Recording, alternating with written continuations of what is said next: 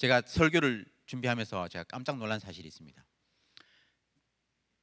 작년 이맘때, 그러니까 2019년 1월 3일, 오늘 1월 3일이잖아요. 근데 작년 1월 3일 날 동일하게 제가 이 자리에서 특세 설교를 했더라고요. 별로 안 신기한데 지금 뭐 이야기 하시는 것 같은데, 제가 그때도 배 목사님한테 안 온다, 안 한다, 안 한다. 근데 뭐 저를 이렇게 설득하고 해가지고 제가 하긴 했었는데, 이번에는 이제 여기 서는 게 자연스럽게 이렇게 돼가지고 뭐 하여튼 그렇습니다. 오늘 그 특세 2일차잖아요. 2일차 여러분들이 정말 청년의 때 아침을 깨우는 게 정말 얼마나 어려운지 제가 아는데, 여러분들 이렇게 아침에 나온 만큼 말씀을 통한 은혜를 또 경험하고 또 기도함으로 하나님의 그 기도의 응답을 체험하는 귀한 시간 되었으면 좋겠습니다. 여러분들 옆에 자세히 보지 말고 그냥 이렇게 슬쩍 보면서 오늘 기도의 응답을 경험합시다 한번 인사하면 좋겠습니다. 기도의 응답을 경험합시다. 자세히 보지 마세요. 서로 민망하니까. 자, 정갈 한 마리가 작은 강가에 살고 있었습니다. 이 정갈은 강 건너편에 대한 호기심과 그 건너편 세계에 대한 동경을 가지고 있었어요. 강을 건너가 보고 싶은데 문제는 헤엄을 칠 수 없다는 거였습니다. 그래서 생각한 것이 개구리 등에 업혀 건너가는 것이었어요. 정갈은 강 주위에서 잠복을 하고 있다가 지나가던 개구리를 붙잡았습니다. 개구리야, 강 건너편이 너무너무 궁금해. 나를 업고 저 강 건너편에 좀 건네주지 않으련? 하지만 개구리는 정갈의 요청을 거절했어요. 내가 선행을 베푸는 건 좋지만 건너는 중에 네가 나를 쏘면 어떡해? 나는 목숨을 걸면서까지 그렇게 하고 싶진 않아. 그래서 정갈은 이렇게 이야기했습니다. 내가 너를 쏘면 어차피 너나 나나 다 강에 빠져 죽는데 내가 설마 너를 쏘겠니? 그래서 개구리는 곰곰이 생각했어요. 어차피 내가 정갈을 업고 강을 건너주지 않으면 정갈이 나를 쏠 것이 분명한데, 그럴 바엔 차라리 정갈을 업고 건네주자. 설마 자기도 죽을 텐데 설마 강 중간에서 나를 쏘겠어?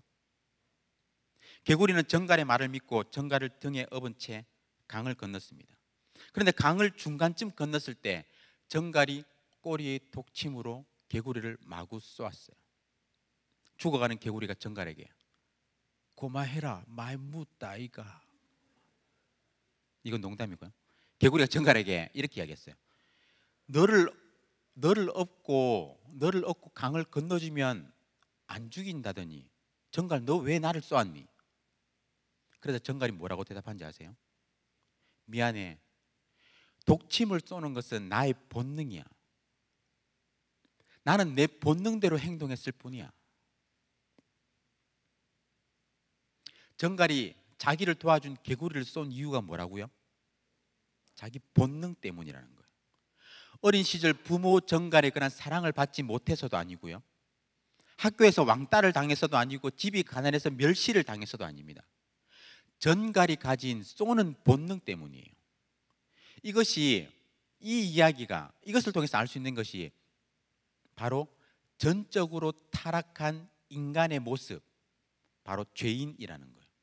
우리의 모습이, 우리의 본능이, 우리의 본성 자체가 전적으로 타락한 죄인이라는 겁니다. 성경은 분명히 말하죠. 인간은 본질상 진노의 자녀, 죄인이라고요. 태어날 때부터 죄인입니다. 죄인된 상태로는 결코 하나님을 알 수도 없고 하나님께 나아갈 수도 없고, 죄의 결과인 사망을 피할 수조차 없다라는 거예요. 우리는 어제 새벽 말씀을 통해서 이렇게 보았잖아요. 하나님께서 예수 그리스도 안에서 우리를 구원하신 것, 그것이 은혜입니다. 그리고 우리가 잘 살도록 무엇은 해라, 그리고 무엇은 하지 마라, 이렇게 명령을 주셨죠. 하나님의 말씀에 순종할 때 하나님께서 그 순종에 합당한 그 은혜와 상을 누리게 하십니다. 우리의 순종이 완전하지 못하지만 우리가 하나님께 순종하면 그래도 우리의 그 부족한 순종이라도 보시고 하나님께서 우리에게 은혜를 베풀어 주신다는 거예요. 그런데 문제는 뭡니까? 우리가 죄인이라는 거예요. 어찌할 수 없는 죄인이라는 겁니다. 전갈은 어쨌거나 전갈이고 쏘는 것이 그 전갈의 본능인 것처럼 우리도 본질상 진노의 자녀, 죄인이라는 겁니다. 죄인이기 때문에 죄를 지을 수밖에 없다라는 것이죠. 하나님의 말씀에 순종하려고 하지만 내 뜻대로 잘 되지 않습니다. 이런 고민이 생기죠. 아무리 순종하려고 해도 목사님 잘 안 됩니다. 목사님이 제 상황을 잘 몰라서 그래요. 제 직장의 그런 상황을 잘 몰라서 그렇습니다. 학교의 분위기를 잘 몰라서 그래요. 순종하고 싶지만 순종할 수 없습니다. 그러기 위해서는 너무나 많은 불이익을 감수해야 되고 너무나 많은 것을 손해봐야 됩니다. 차라리 그냥 조금 타협하는 것이 제 마음이 편합니다. 순종하고 싶어도 할 수 없는 상황이고 쉽게 내 마음이 약해져요. 어떻게 생각하세요? 사실 그게 당연한 거라는 거예요. 순종하고 싶어도 못합니다. 순종이 안 돼요. 죄를 안 지으려고 몸부림을 쳐도 안 됩니다. 또다시 죄를 짓고 그 죄로 인해서 괴로워하고 고민합니다. 이것이 당연한 거라는 거예요. 왜냐? 인간은 처음부터 죄인으로 태어나기 때문이에요. 그래서 다윗이 시편에서 뭐라고 고백합니까? 내가 죄악 중에서 출생하였으며 어머니가 죄 중에서 나를 잉태하였나이다. 어머니가 어떤 죄를 지어가지고 다윗을 낳았다는 그런 말이 아니라 태어날 때부터 죄인으로 태어난다라는 것을 지금 다윗이 고백하고 있는 거예요. 아담 이후로 인간의 생육법에 의해서 태어나는 그 모든 사람들, 모든 인류는 죄인으로 태어납니다. 인간은요, 땅에서 뽑힌 나무와도 같습니다. 시멘트 바닥에 내동댕이 쳐져서 뜨거운 뙤약볕에 말라 죽어가고 있는 상태라고 할 수 있어요. 막 잘려나온 혹은 방금 뽑힌 나무는요, 그 잎사귀가 아직 푸릇푸릇합니다. 그렇죠? 그런데 그것은 물도 흙도 없는 시멘트 바닥 위에서 조만간에 말라 죽어버립니다. 살아있는 듯하지만 실상은 죽은 것이나 다름없어요. 정확하게 말하면 살아가고 있는 것이 아니라 죽어가고 있는 것이죠. 사실 인간은 둥치에서 막 잘린 나무도 아니고 막 뽑힌 나무도 아닙니다. 태어날 때부터 둥치에서 잘린 채로 흙에서 뽑힌 채로 태어나는 것이 바로 인간이라는 존재예요. 죄와 허물로 죽은 상태로 출생하는 것입니다. 이것을 신학적으로는 뭐라고 이야기하는지 아세요? 전적 타락이라고 이야기를 합니다. Total depravity. 여러분들 발음 못 알아들을까 봐 제가 아주 정직하게 지금 이야기한 건데, 아담의 범죄로 인한 부패가 인간의 본성 모든 부분에까지 퍼져가지고 영적으로 아무것도 할 수 없는 무능한 상태, 전적으로 타락해 있다는 상태, 그것이 전적 타락입니다.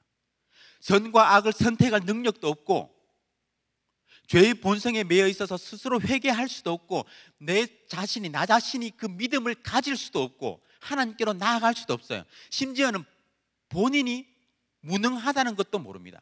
전적으로 타락해 있다는 것도 몰라요.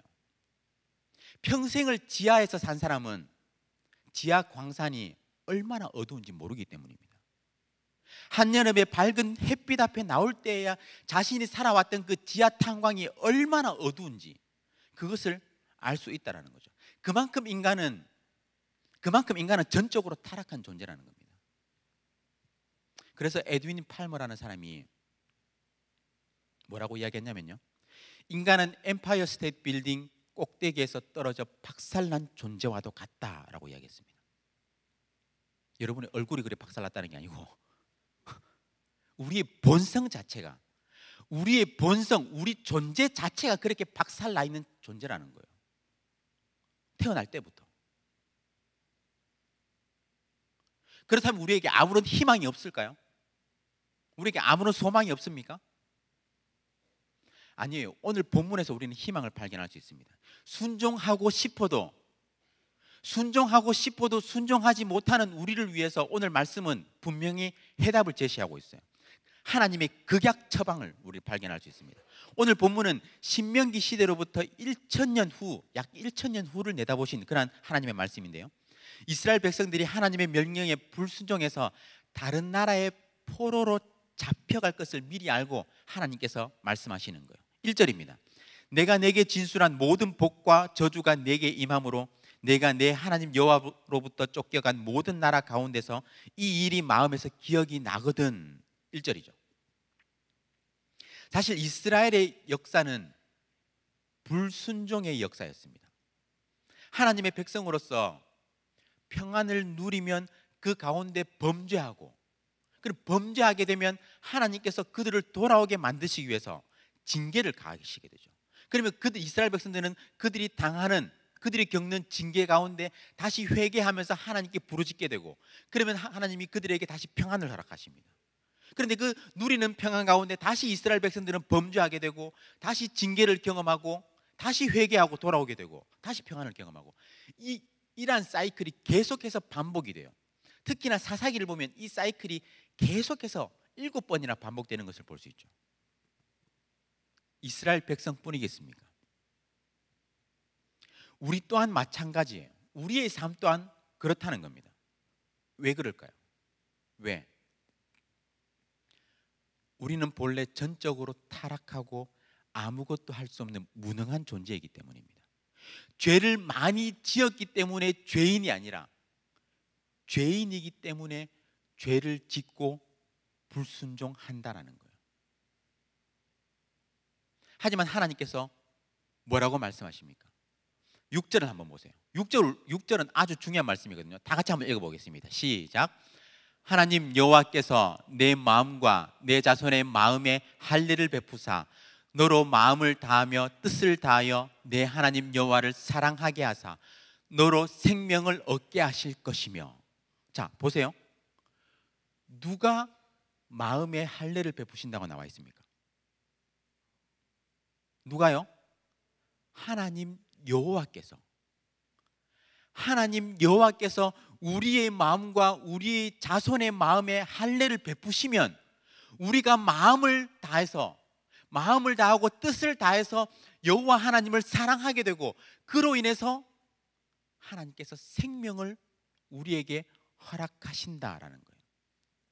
전적으로 타락한 죄인인 우리가 먼저 하나님을 사랑하고 힘을 다하고 뜻을 다해서 하나님을 사랑하는 것이 아니라 하나님께서 우리의 마음에 할례를 베푸시면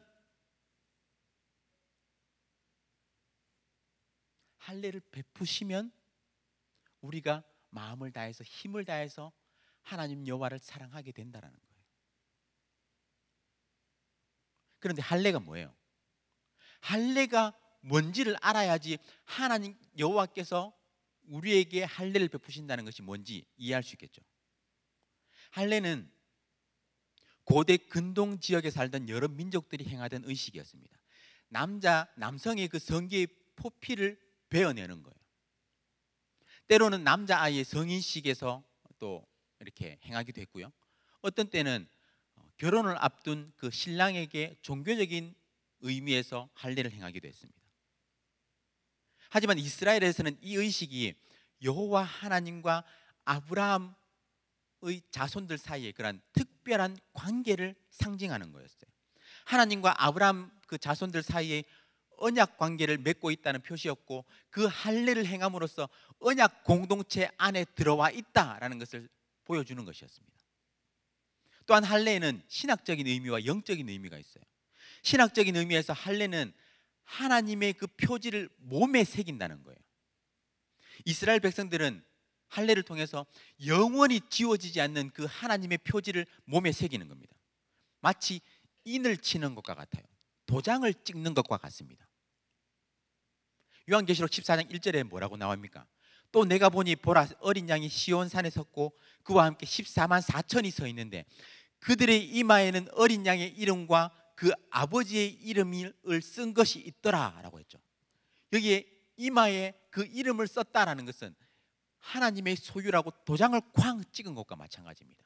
그것을 구약 시대에서는 할례를 통해서 몸에 도장을 찍은 거예요. 할례를 통해서. 또한 할례의 다른 영적인 의미는요, 몸의 부패한 본성을 잘라내는 겁니다. 할례를 행해서 표피의 그 더러운 부분들이 제거되듯이 마음속에 그런 더러운 죄악들을 잘라낸다라는 거예요. 물론 할례를 행한다고 해서 사람의 그 마음속에 있는 그 본성의 더러운 것들, 그것들을 잘라낼 수는 없겠죠. 하지만 할례를 행하는 것 자체가 내 속에 이런 못난 본성들이 있습니다 라는 것을 믿음으로 고백하는 거예요. 그리고 그런 부패하고 더러운 것들을 잘라내는 것을 상징하는 것이죠. 이 마음의 할례, 마음 수술을 누가 행하신다고요? 바로 하나님께서 행하신다고요. 하나님께서. 우리 6절을 다시 한번 보여주실래요? 그 바로 앞에 있는 6절. 하나님 여호와께서 내 마음과 내 자손의 마음에 할례를 베푸사. 하나님께서 그 할례를 베푸신다는 거예요. 우리 마음의 그 더러운 본성들을 잘라내신다는 겁니다. 하나님께서 베푸시는 그 마음의 할례가 뭡니까? 우리 마음의 완악한 부분, 우리 마음의 딱딱한 부분, 딱딱하게 굳은 마음들을 도려내시고 부드러운 그 살로 채우시는 거예요. 마음의 할례는요, 마음 수술입니다. 우리의 마음을 수술하시는 거예요. 우리의 마음에서 완악하고 추악한 것들을 도려내시고 부드러운 것으로 다시 심으시는 거예요. 엠파이어 스테이트 빌딩에서 그 꼭대기에서 떨어져서 완전히 박살난 존재, 망가질 대로 망가진 존재, 부서질 대로 부서진 존재인 우리를 다시 고치시는 거예요. 어떤 철학자는요, 시계의 똑딱똑딱 거리는 소리가 사람을 죽이는 소리, 즉 죽음을 재촉하는 장송곡과도 같다라고 이야기했습니다. 우리는 죽음을 향해서 우리가 살아가고 있다라고 이야기하지만요, 죽음을 향해서 달려가고 있는 존재라는 거예요. 우리의 삶이. 여러분들은 청년이라서 아직 그렇게 크게 실감이 나지 않을 거예요. 그런데 여러분의 가족, 여러분이 친하게 지내는 사람, 그런 사람들이 죽음을 대할 때는 죽음이라는 존재가 여러분들이 훨씬 크게 다가올 겁니다. 우리는 죽음을 향해서 달려가고 있는 존재인 거죠. 죄의 결과인 사망으로 치닫고 있는, 내리막길에서 내달리고 있는 존재가 바로 우리 인간이라는 거예요. 그러한 전적으로 타락하고 부패한 우리의 마음을 근본적으로 변화시키는 것이 바로 마음의 할례, 성령 하나님을 통해서, 성령을 통해서 하시는 그 마음 수술이라는 거예요. 바로 이것이 중생입니다. 여러분들이 들어봤을 중생, 거듭나는 것. 하나님께서 우리의 마음을 변화시키셔서 새 사람으로 다시 태어나게 하시는 겁니다. 그렇게 하나님께서 우리 마음을 수술하시면 우리가 하나님을 사랑하게 되고, 또 하나님의 말씀 가운데 순종하게 되어서 하나님께서 우리에게 약속하신 귀한 것들, 생명의 복들, 풍성한 삶들을 경험하게 된다는 거예요. 결혼을 생각하면 이를 쉽게 이해할 수 있습니다. 우리가 흔히 결혼할 때 예쁘고 잘생긴 것 오래 못 간다라고 이야기하잖아요. 그런데 문제는 예쁘고 잘생기지 않으면 시작조차 못하니까 그게 문제긴 한데요. 아무튼 사랑하는 사람과 결혼하면 그 결혼이라는 약속, 그런 언약 관계 안에 묶이게 됩니다. 그 관계 안에서 사랑하기 때문에 그 관계가 더욱더 견고하게 되죠. 그런데 살다 보면요, 그 사랑하는 관계도 조금씩 흔들릴 때가 있습니다. 여러 가지 일들을 겪으면서 그 사랑이라는 감정이 조금씩 흔들릴 때가 있어요. 물론 저는 전혀 그렇지 않습니다. 저는 확고하지만, 그런데 흔들린다 할지라도 언약 관계로 인해서 다시 그 관계가 굳건해지는 거예요. 그 안에서 사랑하는 마음으로 상대방의 마음을 헤아리고 그 말에 귀를 기울이면서 억지로가 아니라 기쁜 마음으로 상대방의 말에 귀를 기울이고, 기쁜 마음으로 그 상대방의 말에 내가 합당하게 행동하려고 노력하게 되는 거예요. 상대방이 원하는 것을 하려고 노력하게 된다는 거죠. 마찬가지입니다. 하나님의 언약 관계 안에서 하나님은 우리의 마음에 영향을 미치십니다. 아니, 그냥 영향을 미치는 정도가 아니라 우리의 마음을 완전히 바꿔놓으시는 거예요.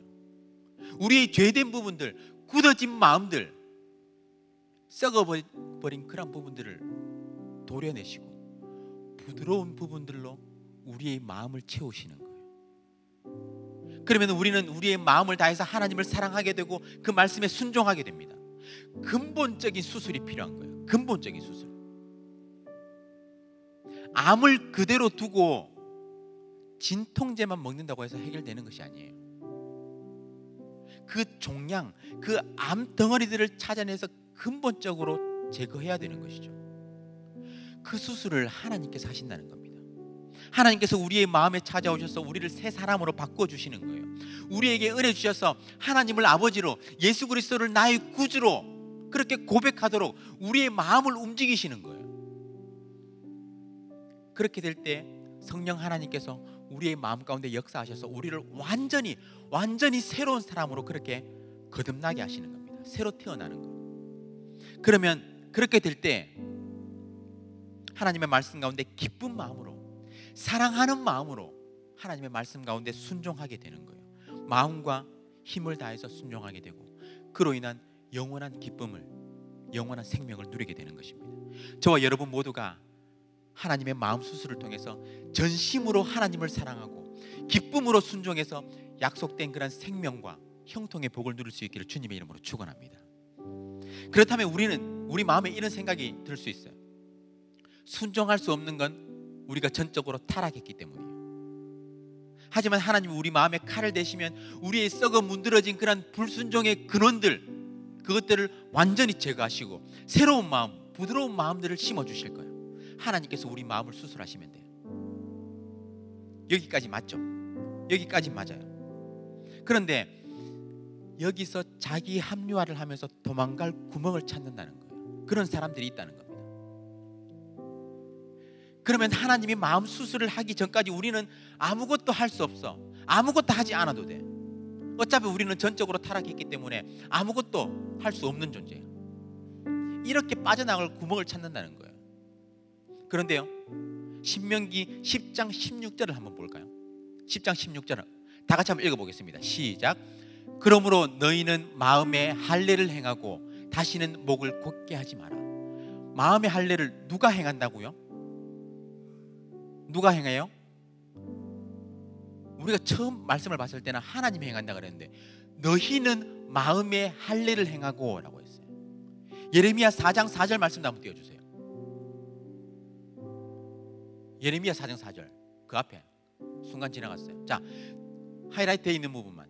너희는 스스로 할례를 행하여 너희 마음 가죽을 베고 나 여호와께 속하라. 누가 할례를 행한다고요? 너희는. 분명히 앞에서는 하나님 여호와께서 할례를 행한다고 했는데 지금은 너희는 이라고 했어요. 성경이 모순되는 겁니까? 아니에요. 마음 수술은 하나님이 일하시는 영역이지만 인간으로서 우리의 책임도 있다는 겁니다.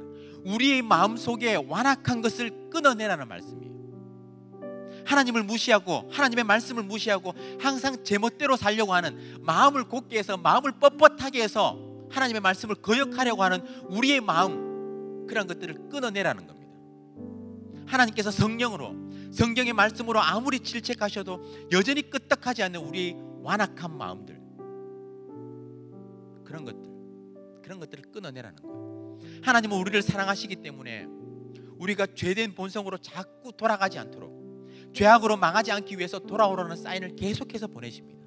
우리에게 돌아오라고 계속해서 사인을 보내셔요. 그런데 그 사인을 우리가 거절하고 또 거절하면 우리는 징계를 경험할 수밖에 없어요. 하나님의 분노를 경험할 수밖에 없습니다. 이런 의미에서 하나님은 우리에게 요구하시는 거예요. 하나님의 말씀을 들어도 완악하게 계속해서 버티고 습관적으로 불순종하는 그런 모든 행실들을 끌어내라. 하나님의 말씀을 들을 때 부드러운 마음으로 듣고 그 말씀 가운데 불순종하는 그 모든 행실들을 끊어내라. 이 하나님의 돌아오라는 그 음성 가운데 굳은 결단과 의지로 여러분들의 발걸음을 실제로 돌이키는 역사가, 그런 결단이 있기를 주님의 이름으로 축원합니다.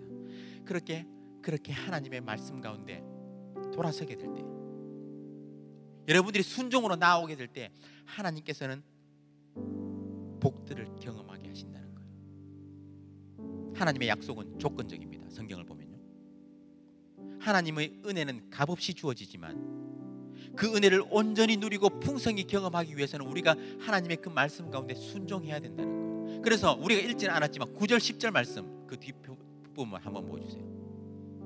앞에 내가 내 하나님 여호와의 말씀을 청종하여 이 율법책에 기록된 그의 명령과 규례를 지키고 내 마음을 다하며 뜻을 다하여 여호와 내 하나님께 돌아오면, 앞에 모든 이 if절, 그 이렇게 하면 다 걸쳐져 있는 거야. 이렇게 하면 내게 복을 주시리라 하나님께서 약속하시는 거예요. 은밀한 중에 보시는 하나님께서 반드시 우리의 순종과 행위에 따라 갚아주신다는 겁니다.